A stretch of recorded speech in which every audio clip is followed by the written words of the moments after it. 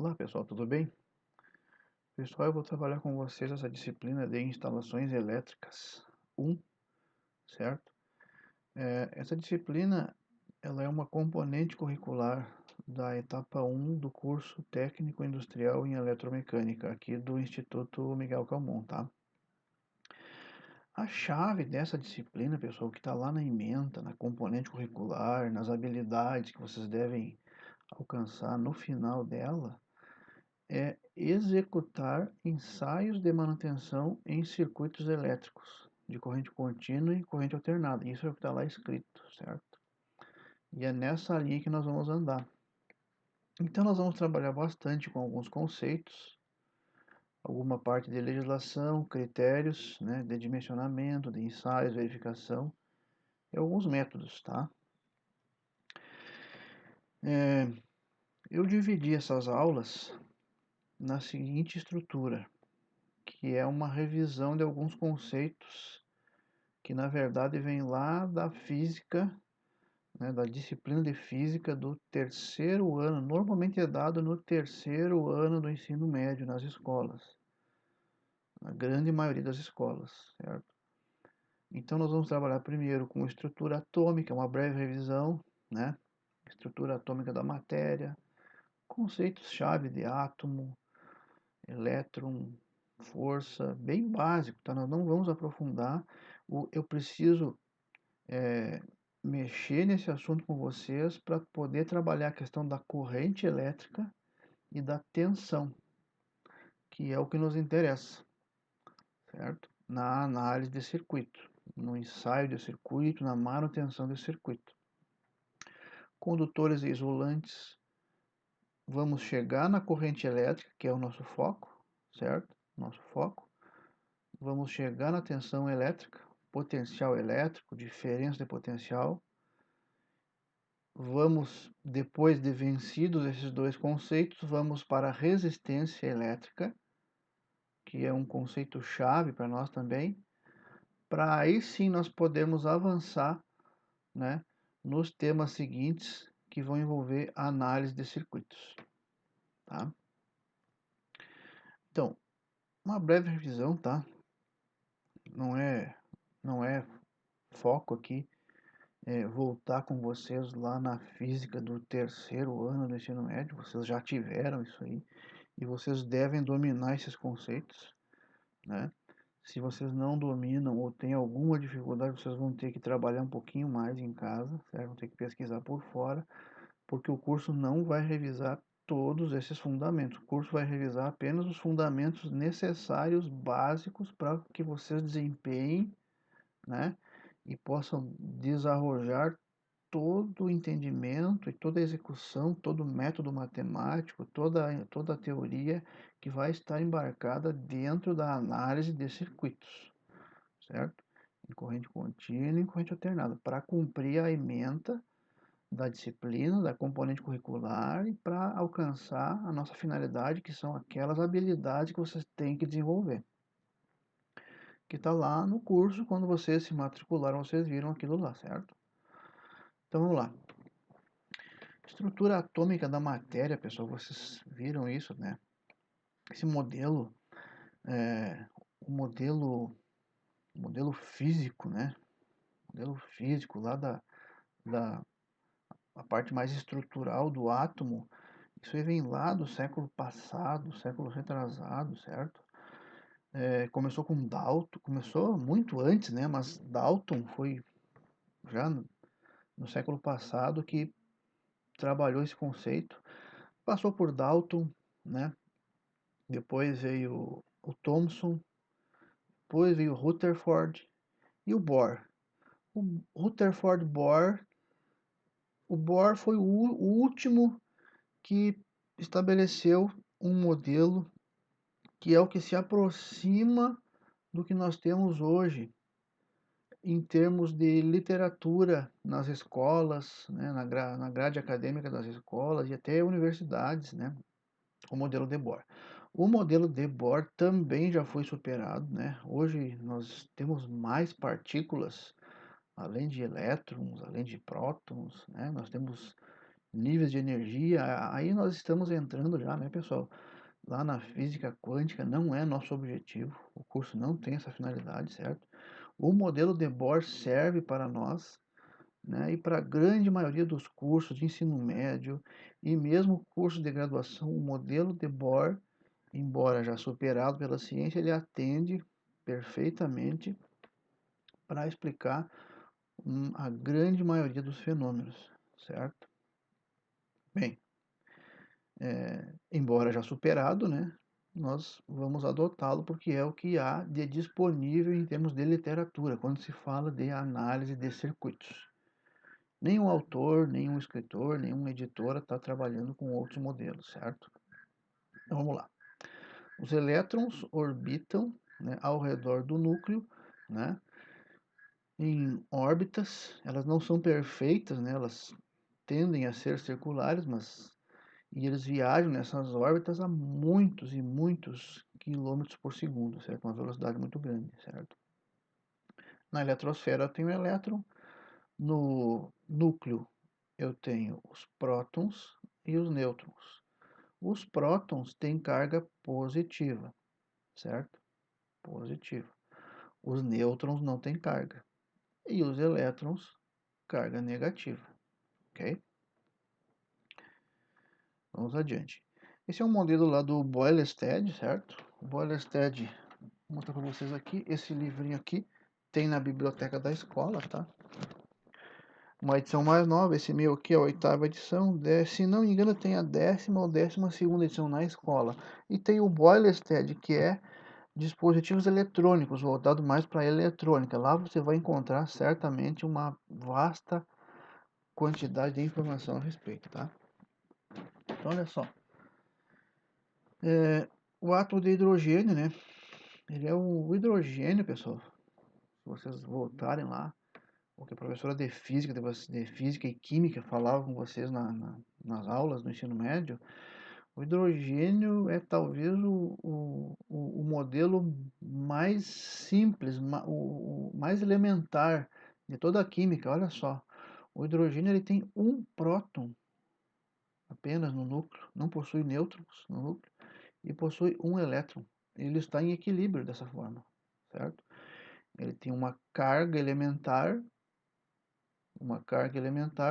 de um próton no núcleo e de um elétron na eletrosfera. Na eletrosfera, certo? O hélio é um gás nobre, né? Um gás nobre. O hélio tem dois prótons, dois nêutrons e dois elétrons. Notem que eles estão equilibrados, tanto o hidrogênio quanto o hélio, certo? O que é estar em equilíbrio para um átomo? Um átomo estar em equilíbrio, né? O número de elétrons que orbitam na eletrosfera é igual ao número de prótons que se acumulam no núcleo, certo? Ok. Os nêutrons não influenciam na carga ou no equilíbrio, certo? Eles apenas ocupam espaço, certo, no núcleo e têm uma massa considerável, certo? Nós vamos ver mais adiante isso, ok? Então, olha só, desde de um bom tempo atrás, né, o pessoal a ciência já tinha verificado a massa do elétron. Então, o elétron é um elemento que tem massa e ela é dada em gramas, certo? Essa massa pode variar um pouco de um elemento para o outro, certo? Mas ela é uma massa 9,11 vezes 10 na menos 28, certo? Eu não tenho como escrever esse número em termos de uma escala, né? Se eu falar em miligramas, microgramas, se eu falar em nanogramas, picogramas, né? E assim vai. Esse número aqui eu não encontro, entendeu? Não é nem interessante querer entender o tamanho desse número em termos de uma escala. Mas essa ordem de grandeza diz para nós aqui, ó, que essa massa é uma massa muito pequena. Agora comparem com a massa do próton. A massa do próton, 1,672. Este número aqui, pessoal, este número aqui, ele é 1836 vezes maior que esse. Se você pegar a massa do elétron e multiplicar por 1836, você se aproxima em muito da massa do próton. Uma boa aproximação, ok? Como comparação apenas, tá? Só para nós ter uma ordem de grandeza em termos de tamanho, eu estou falando de um núcleo com elétrons que orbitam, né? Mas que tamanho é isso? Do que eu estou falando em termos de tamanho, né? Então, olha só, em massa, né? Peso, força-peso. Se o átomo de ferro, né? O elemento químico ferro, ele tem 26 elétrons. Se ele está em equilíbrio, então ele também tem 26 prótons, certo? Ok. Então, se nós adotarmos que se cada elétron tivesse o tamanho de uma bolita, a gurizada aí que joga bolita, bola de gude, né? Se cada elétron for do tamanho de uma bolita, vamos voltar aqui, ó. O elétron tem uma massa muito menor do que a massa do próton. A massa do elétron é muito menor do que a massa do próton. 1836, 2.000 vezes menos, certo? Então, agora eu estou dizendo que o átomo de ferro tem 26 elétrons, então se ele está em equilíbrio, ele tem também 26 prótons.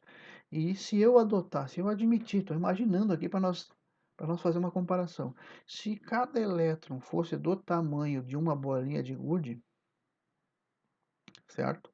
Uma bolinha de gude, o núcleo do átomo, gente, o núcleo do átomo desse elemento ferro, né? Ele teria a massa de uma locomotiva, um trem de 10.000 quilos, 10 toneladas. 10T. Uma bolinha de gude, 10T. Se você vai lá para a tabela periódica, você vai ver a massa molecular do átomo de ferro, né? E você consegue fazer algumas comparações. Isso aqui é uma curiosidade para nós, certo? Para nós poder ter uma ideia de ordem de grandeza em termos de tamanho, volume, peso, né? De um material para o outro. Tá? Agora, vamos voltar aqui. O tamanho dessas órbitas, né? Ele tende, esse modelo, se vocês procurar aí imagens de átomos aí no Google Imagens, aí você vai ver átomos muito bonitos, né? Bolinhas coloridas e órbitas e outras bolinhas se movendo, etc, etc. Aquilo são aproximações da realidade. Essas órbitas, elas não são perfeitas. Elas tendem a ser circulares, mas elas podem estar mais ou menos com maior ou menor raio, dependendo da situação, da condição em que está esse átomo. Se ele está sendo aquecido, se está sendo comprimido, se o elemento está dropado, misturado com outro, etc., né? Várias situações podem ocorrer. Nós vamos falar disso mais adiante, tá? Então, os raios das partículas, próton, nêutron e elétron, né? Vamos de novo, são bolinhas, né? São bolinhas. O elétron é uma bolinha, o próton é uma bolinha e o nêutron é outra bolinha. Os raios desses elementos do átomo, eles são todos dessa ordem aqui, ó. Dessa ordem. 10 na menos 15. 2 vezes 10 na menos 15. Certo?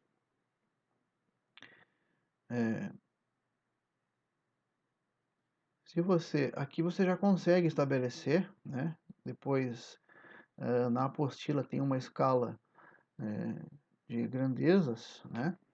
O que é o 10 na menos 15, né? 10 na menos 15. Então, vamos lá.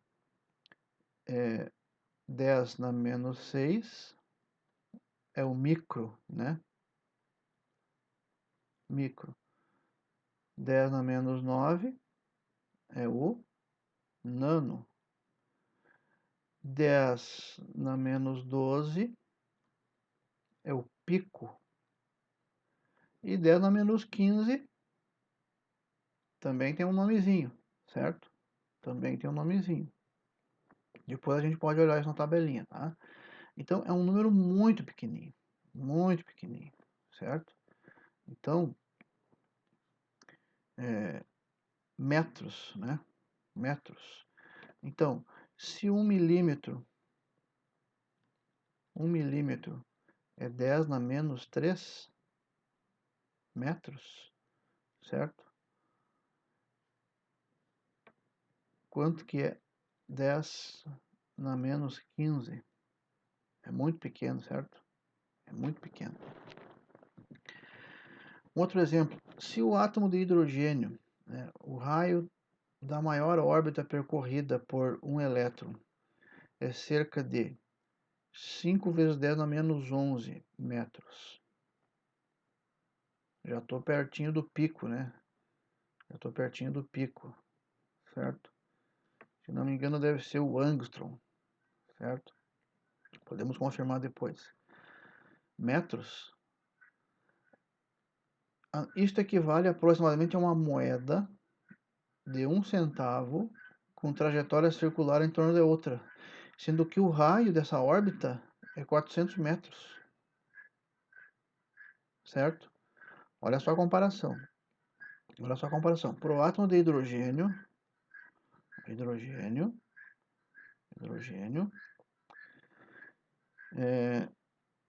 o raio da menor órbita percorrida por um elétron é cerca de 5 vezes 10 a menos 11 metros. Então, a menor órbita. Eu falei que essa distância ela pode ser alterada em função de alguns fatores externos, né? Algumas grandezas de influência que oprimem o átomo, vamos dizer assim, né? O contato com outras substâncias, o calor, etc. Então, essa distância aqui, esse raio, 5 vezes 10 a menos 11, certo? 5 elevado a menos 11 metros. Ou seja, muito próximo do núcleo ele está, correto? Muito ligado ao núcleo. Muito ligado ao núcleo. Então, isso equivaleria, né, comparando com o tamanho do próton, estou falando do elétron. Então, o elétron, a gente desenhou ele aqui, uma bolinha igual ao próton. Eu tô tentando dizer para vocês que ele não é igual. Ele é muito menor, muito pequenininho, muito menor mesmo.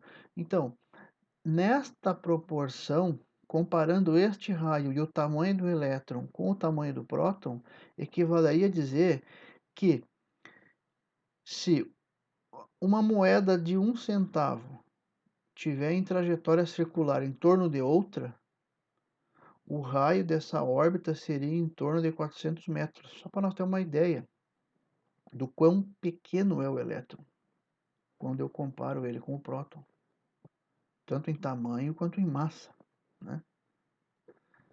Bom, o raio atômico é um outro conceito, tá? O raio atômico, gente. Por exemplo, eu peguei o átomo de cobre, que é o que nos interessa aqui nas nossas análises. O raio atômico do átomo de cobre, certo? Ele é 0,128 nanômetro. Nanômetro, ok?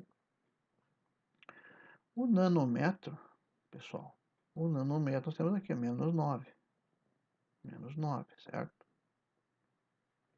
Ok. Então, 0,128 nanômetro. O raio da última camada. O cobre, eu não coloquei o cobre aqui, o cobre tem apenas um elétron na última camada. Apenas um elétron, certo? Aqui tem uma representação, né, das camadas e dos níveis de energia, né, que vocês viram. É o núcleo, simbolizado pelas cargas positivas, e as camadas da eletrosfera com as suas as suas cargas elementares, 2 elétrons, 6 elétrons e tal. Ok? Aqui eu tenho o átomo de silício, eu peguei lá do Gussov. O Gussov é esse outro livrinho aqui. Também tem na biblioteca. Eu vou pedir que vocês peguem lá o Gussov. Eu tenho aqui comigo a segunda edição, certo? Esse aqui é meu, não é da escola. A escola tem um desse, tá? E tem um até mais antigo que esse, que é melhor do que esse. Eu não tenho esse antigo, tá? Essa figurinha tá lá no Gusov, certo? Tá lá no Gusov. Então, o que que é o átomo de silício? O átomo de silício, a gente chama o silício de semicondutor.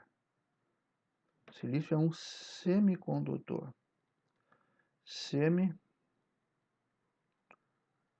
Semicondutor.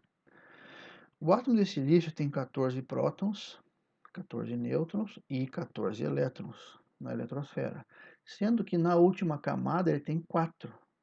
Nesta última camada aqui, ó, ele tem 4 elétrons. 1, 2, 3, 4. Isso, lá da química, a partir daquelas ligações de valência que vocês estudaram, confere ao silício uma propriedade de ser um semicondutor. Ele tem uma certa dificuldade em perder elétrons e ganhar. Ele pode perder e pode ganhar, depende do que está no meio dele.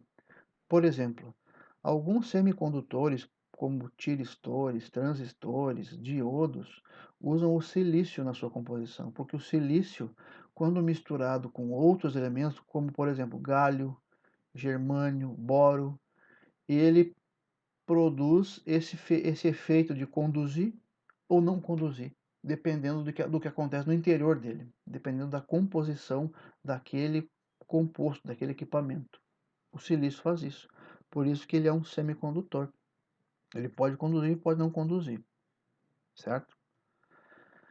O cobre, gente, o cobre é o nosso menino de ouro aqui, ó, da nossa disciplina, certo? Nós vamos falar do cobre o tempo todo. Então, o cobre, ele tem apenas um elétron na última camada. Ele tem 4 camadas e tem apenas um. Ele tem 29 prótons e 29 elétrons. Ele está em equilíbrio. Ok. Mas na última camada ele tem apenas um. Isso torna o cobre um excelente condutor. Um excelente condutor. O alumínio não é tão bom condutor igual o cobre, porque ele tem mais elétrons na última camada. Ele tem mais do que um elétron na última camada. Então ele tem um pouco mais de dificuldade de perder elétrons, certo? Porém, ele é muito mais barato que o cobre. Então vale a pena eu trabalhar com alumínio e recompor o meu sistema elétrico com outras variáveis para reduzir essa perda, essa dificuldade que ele me produz, certo? Mas eu tenho uma redução no custo, ok? Vamos adiante então. Os prótons, esses prótons aqui do núcleo, todos têm carga positiva, igual ao hidrogênio, igual ao silício, igual ao hélio, que nós vimos, igual a todos os elementos. E os 29 elétrons da eletrosfera têm carga negativa, certo? Os nêutrons não têm carga. Tá? Então, esse conceito aqui é um conceito fundamental, gente. O conceito de carga elementar. A carga do elétron. A carga do elétron ela é negativa. A carga do elétron ela é negativa. Ele tem uma carga, certo? Você já deve ter escutado o teu pai dizer, por exemplo, vamos dar uma carga nessa bateria. Já ouviu, né? Com certeza. Eu já ouvi meu pai falar isso várias vezes, certo? Ou, esse carro está com um problema, vou levar no eletricista automotivo. Esse carro está com um ladrão de carga. Pois é, pessoal, carga. E o meu pai e o seu pai estavam falando da carga do elétron. Carga do elétron. Aquela bateria lá do carro já não conseguia mais fornecer a tensão que ela devia fornecer para o sistema elétrico do automóvel, certo? E a gente dizia, ó, perdeu a carga. Perdeu a carga. Então, mas e esses elétrons foram para onde? O que houve com esses elétrons? certo? Então, a carga do elétron ela é negativa. O valor da carga do elétron, certo? Ela é dada em coulombs, certo? Coulombs. Depois nós vamos ver o que é o coulomb, certo? Esse cientista descobriu a carga do elétron e para contabilizar a carga de um elétron, né, para contabilizar uma carga elementar, ele chamou de coulombs. Na verdade, uma carga elementar vai ter uma quantidade de elétrons. Tem uma quantidade de elétrons.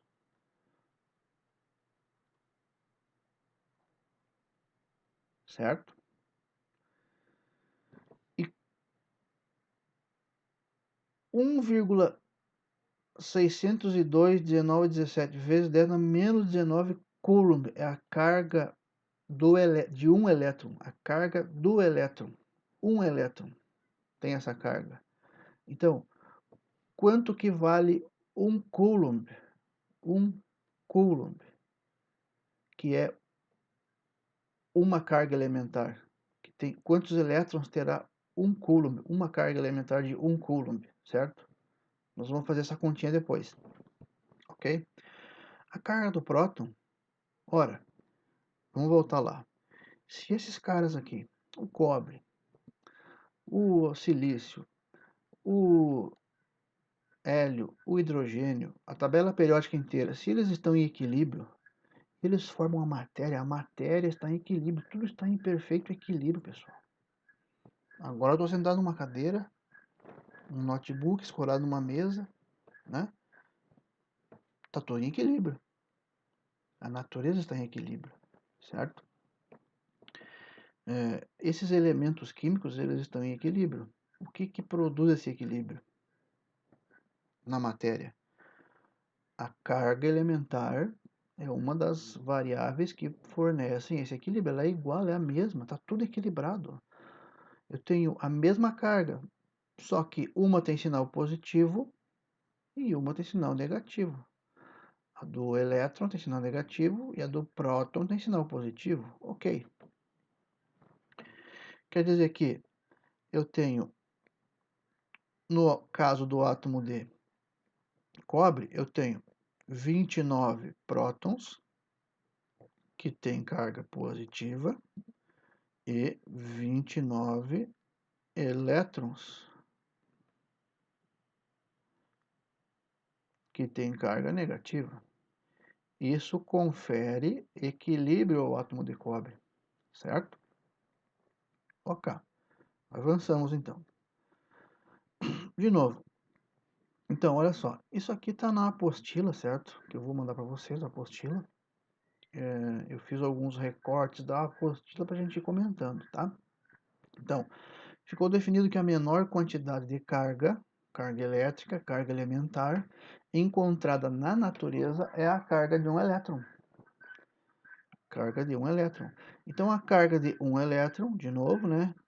1,6021,917 coulombs, ok?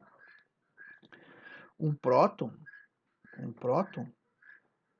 1,6021,917 vezes 10 a menos 19 coulombs, porém com sinal positivo.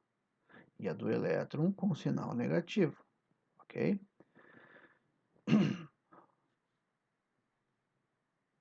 Não é interessante, né, trabalharmos com valores tão pequenos. Não é deselegante, não tem sentido, entendeu? Então, o que a gente fez? O que os pesquisadores fizeram, né? Para contabilizar o quanto de carga armazena uma carga, né? Armazena, vou usar esse termo aqui porque é o que está na literatura, né? A quantidade de elétrons ou prótons em uma grandeza expressa em uma unidade, por exemplo, uma unidade de carga, né? Uma unidade de carga, um coulomb. Um coulomb tem quantos elétrons? Então, essa unidade é o Coulomb, gente. Olha aqui, ó, o Coulomb.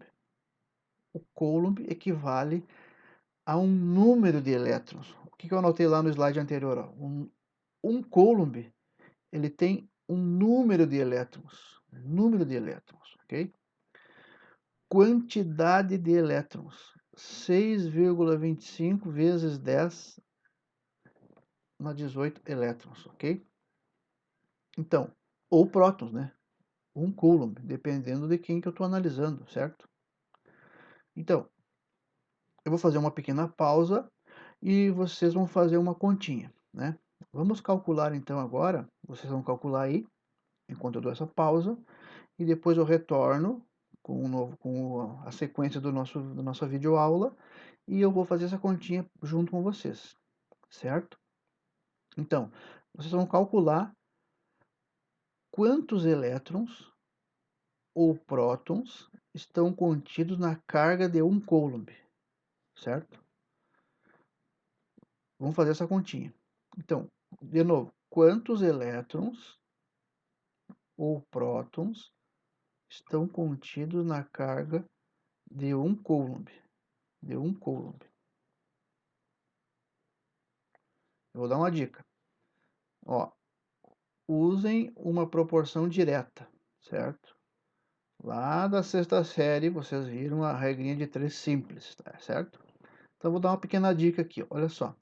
Então, vamos pegar a do elétron, ou a do próton, tanto faz. Vamos pegar a do próton, que é um valor positivo, certo? Então, por exemplo, se, olha só, um, um elétron, eu estou copiando aqui, ó, não estou inventando nada, gente, olha aqui, ó, tá aqui o número que nós queremos, ó. Olha só, um elétron contém a carga de 1,60, 21, 917 coulombs, certo? Ó, um elétron contém a carga de 1,6021.917 vezes 10 na menos 19 vezes 10 na menos 19.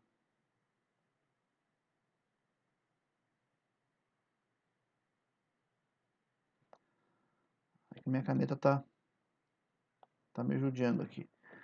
Então, quantos elétrons